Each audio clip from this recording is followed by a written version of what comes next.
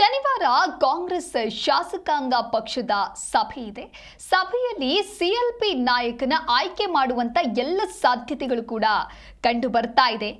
ಆಯ್ಕೆ ನಂತರ ನೂತನ ಸಿಎಂ ಪದಗ್ರಹಣ ಮಾಡುವಂತಹ ಸಾಧ್ಯತೆಗಳು ಕೂಡ ಇದೆ. ಇದೇ ವೇಳೆ ಸಂಪುಟ ಸಚಿವರು ಕೂಡ ಪದಗ್ರಹಣ ಮಾಡುವಂತಹ ಎಲ್ಲ ಸಾಧ್ಯತೆ ಇದೆ. ಅಪಾರ ದೈವ ಭಕ್ತರಾಗಿರುವಂತಹ ಡಿಕೆ ಶಿವಕುಮಾರ್, ಡಿಕೆಗೆ ಜ್ಯೋತಿಷ್ಯದ ಮೇಲೆ ಹೆಚ್ಚಿನದಾಗಿ ನಂಬಿಕೆ ಇದೆ. ಜ್ಯೋತಿಷಿಗಳು ಸೂಚಿಸಿದ ಸಮಯದಲ್ಲೇ ಡಿಕೆ ಪದಗ್ರಹಣ ಮಾಡಲಿದ್ದಾರೆ. ಹಾಗಾಗಿ ಭಾನುವಾರ ಡಿಕೆಶಿ ನೂತನವಾಗಿ ಪ್ರಮಾಣ ವಚನ ಸ್ವೀಕಾರ ಮಾಡುವಂತಹ ಎಲ್ಲ ಸಾಧ್ಯತೆಗಳು ಕೂಡ ಇದೆ. ಪ್ರಮಾಣ ವಚನ ಸಮಾರಂಭಕ್ಕೆ ಈಗ ಗಣ್ಯರಿಗೆ ಆಹ್ವಾನವನ್ನ ನೀಡಲಾಗುತ್ತೆ.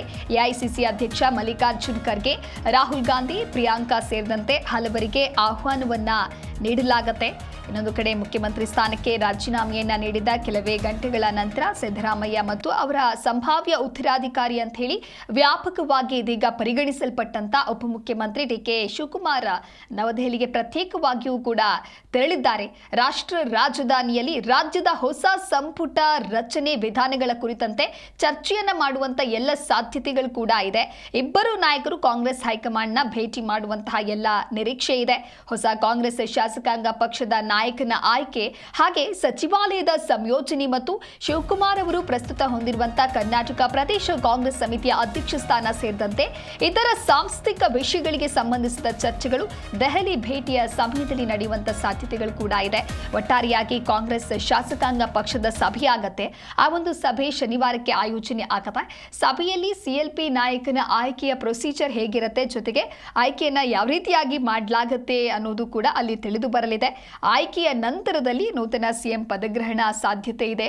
ಒಟ್ಟಾರೆಯಾಗಿ ರಾಜ್ಯ ಕಾಂಗ್ರೆಸ್ ಅಂತ ಬಂದಾಗ ಕಳೆದ 6 ತಿಂಗಳಿನಿಂದ ನಡೀತಾ ಇದ್ದಂತ ಜಟಾಪಟಿ ಎಲ್ಲದಕ್ಕೂ ಕೂಡ ಫುಲ್ ಸ್ಟಾಪ್ ಬಿದ್ದಿದೆ.